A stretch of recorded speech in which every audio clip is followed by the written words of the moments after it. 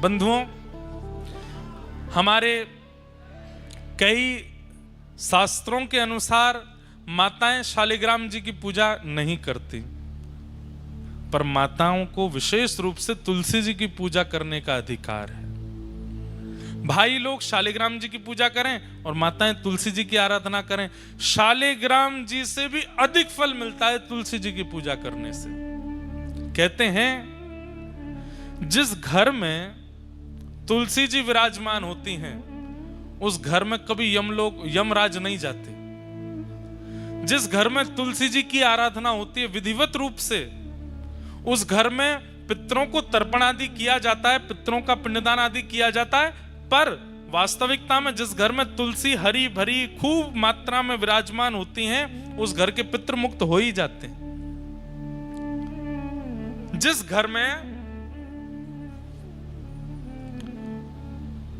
चंदन घिसने के बाद में तुलसी जी को थोड़ा सा तुलसी जी की जो काष्ठ होता है या तुलसी जी का पत्र घिस करके चंदन में अगर मिला दिया जाए थोड़ा सा, और उसको ठाकुर जी को निवेदित किया जाए, फिर ठाकुर जी को निवेदित करने के बाद अपने अंग पर लगाया जाए, तो जन्म से लेकर के तुलसी अंकित चंदन लगाने तक, उस दिन तक जितने पाप बने सब नष्ट हो जाते हैं तुलसी जी का चंदन लगाने से। तुलसी जी के जो काष्ठ हैं, तुलसी जी की जो लकड़ी होती है, हमने परम पूजनीय प्रातः स्मरणीय श्री मलुकपीठ वाले महाराज जी को देखा। इतनी बड़ी तुलसी जी की काष्ठ एक रहती है उनके पास, उसमें नित्य अग्नि प्रज्वलित करते हैं और उस तुलसी जी के काष्ठ की अग्नि से 1000 दिए जलाते हैं महाराज जी नित्य संध्या में शाम को। तो हमने महाराज जी से पूछा, मैंने महाराज जी इसका क्या फल है? तो महाराज जी बोले तुलसी जी के काष्ठ से एक दिया प्रज्वलित करने से 1000 दिए प्रज्वलित करने का फल मिलता है। दिए प्रकट करते ही ठाकुर जी को जब अर्पित किए जाए ठाकुर जी बड़े प्रसन्न हो जाते हैं। पर तुलसी जी के काष्ठ से जब दिया जलाया जाता है तो एक दिया जलाने के 1000 दिया जलाने का फल, मतलब ठाकुर जी अत्यंत प्रसन्न हो जाते हैं। लेकिन महाराज जी 1000 दिए जलाते हैं नित्य एक तुलसी काष्ठ से, और इतने छोटे छोटे छोटे छोटे दिए 1000 दियों का एक इतना बड़ा बना लेते हैं, उसको प्रज्वलित करते हैं और फिर ठाकुर जी की आरती करते हैं। उससे ठाकुर जी इतने प्रसन्न होते हैं उससे। तो हरी भरी तुलसियों तब मत कुछ करना जब काष्ठ कहीं तुलसी जी के आसपास कहीं प्रकट हो जाए, टूट के अपने आप नीचे आ जाए, उसको संभाल के रख लीजिए।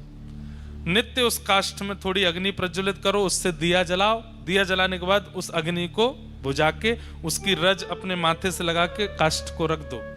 इतने प्रसन्न होते हैं ठाकुर जी उससे प्रकट दिए से आरती करने से। अभी तो कार्तिक का महीना, हमारे यहाँ तो तुलसी जी से ही आरती करते हैं वृंदावन में। ठाकुर जी बहुत प्रसन्न होते हैं। तुलसी जी जिस गमले में लगी हो उसकी रज, तुलसी जी की रज लेकर के कभी कभी आप तिलक धारण कर सकते हैं, और वह तिलक धारण करने से शरीर में अगर कोई बहुत गंभीर बीमारी, और सबसे बड़ी बीमारी तो भैया आजकल बुद्धि में आ जाती है, विचारों की बीमारी, नकारात्मक बीमारी, शक पैदा होने वाली बीमारी, और सही बात है गलत मार्ग पर चलने वाले विचार चित्त में आने लगते हैं। तुलसी जी की रज अपने माथे से लगाने से और माथे पर रज लगा के ठाकुर जी की आराधना करने से विचार शुद्ध होते हैं। बड़ी महिमा है तुलसी जी की। ऐसी तुलसी महारानी को हम बारंबार प्रणाम करते हैं। इस भाव से आज के दिन श्रीमन नारायण शालिग्राम रूप में प्रकट हुए और तुलसी जी के साथ में उनका विवाह। कभी आप लोग हनुमान चालीसा का पाठ करते हैं, अपनी गुरु परंपरा का पाठ करते हैं। अरे छोटे छोटे बच्चे अध्ययन भी करते हैं, अपने पढ़ाई स्कूल की कर रहे हैं, तो तुलसी जी का गमला तो बहुत सामान्य, उठा करके अपने कक्ष में विराजमान कर लो पढ़ते समय, और अपने पास में तुलसी जी रख करके आप पढ़ना प्रारंभ कीजिए। जो पढ़ेंगे भूलेंगे नहीं। ये एग्जाम देने वाले बच्चों को एक हम युक्ति बता दे रहे हैं। तुलसी जी का गमला उसकी पहले, और ऐसे नहीं कि वैसे तो तुलसी जी को पूछते नहीं है, एग्जाम वाले दिन ही ले गए उठा करके, बैठो तुलसी जी पास कराओ, नहीं। तुलसी जी की नित्य आराधना आज से ही शुरू कर दीजिए। आज्ञा लेकर के तुलसी जी के पत्र तोड़ने चाहिए। द्वादशी के दिन तुलसी जी के पत्र नहीं तोड़ने चाहिए। तुलसी जी के जितने भी पत्र और आदि आदि जो नीचे गिर जाते हैं उन सबको भी प्रणाम करके सबको इकट्ठा करना चाहिए। अगर वो बहुत सूख जाएं तो उनका चूरा बना करके, जिस दिन निषेध है तुलसी जी तोड़ना, उस दिन वही प्रयोग करके ठाकुर जी का भोग लगाया जा सकता है। और तुलसी जी की एक और महिमा, अगर तुलसी जी तोड़ नहीं सकते हैं, तुलसी जी का चयन नहीं कर सकते हैं, तो ठाकुर जी पर चढ़ी भई तुलसी उठाओ, उस पर नेक जल डालो, वही दोबारा भोग में अर्पित कर दो, वो पवित्र ही मानी जाती है। तुलसी जी की बनी कंठी माला कंठ में धारण करने वाले व्यक्ति के पीछे पीछे ठाकुर जी खिंचे चले जाते हैं। जहां जहां वो व्यक्ति जाता है ठाकुर जी कहते हैं मैं संग ही रहता हूं। जो गले में कंठी माला पहनता है तुलसी जी के, जो तुलसी जी के मन के पर नाम जप करता है, भगवान कहते हैं कि उसके नाम जप से, मंत्र जप से मैं बहुत प्रसन्न रहता हूं।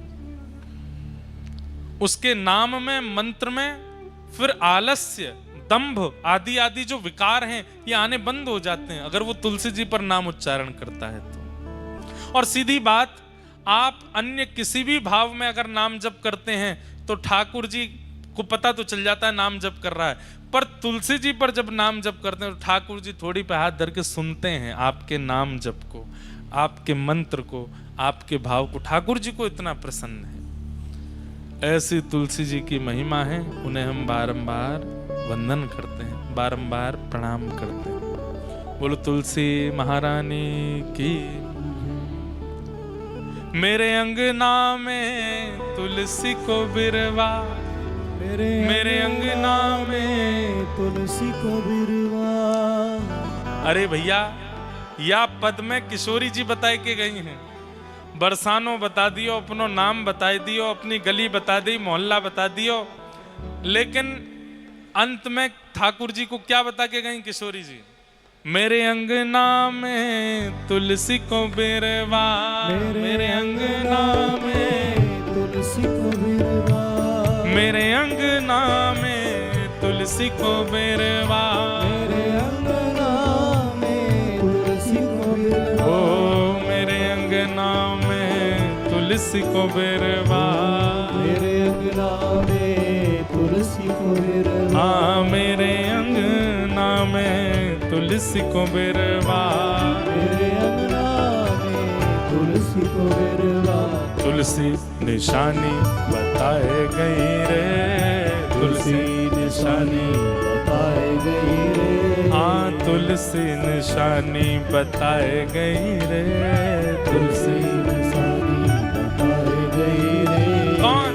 बरसाने की छोरी राधा गोरी गोरी, बरसाने की छोरी राधा गोरी गोरी, बरसाने की छोरी राधा गोरी गोरी, बरसाने की छोरी राधा गोरी गोरी, ओ करके इशारों बुलाए गई रे, करके इशारों बुलाए गई रे, हाँ करके इशारों बुलाए गई रे, करके इशारों बुलाए गई रे। कौन?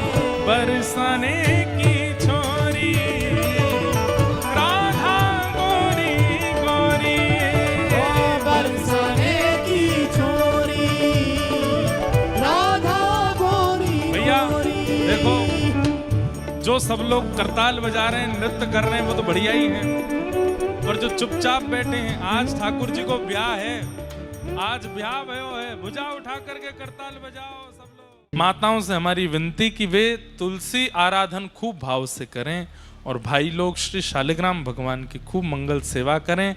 दंपति जब मिलकर के तुलसी शालिग्राम सेवा करते हैं, नियमित रूप से जैसे उसके नियम है उसी भाव से करते हैं तो ऐसे दंपतियों में कभी विद्वेष, विद्रोह और विक्षोभ नहीं होता।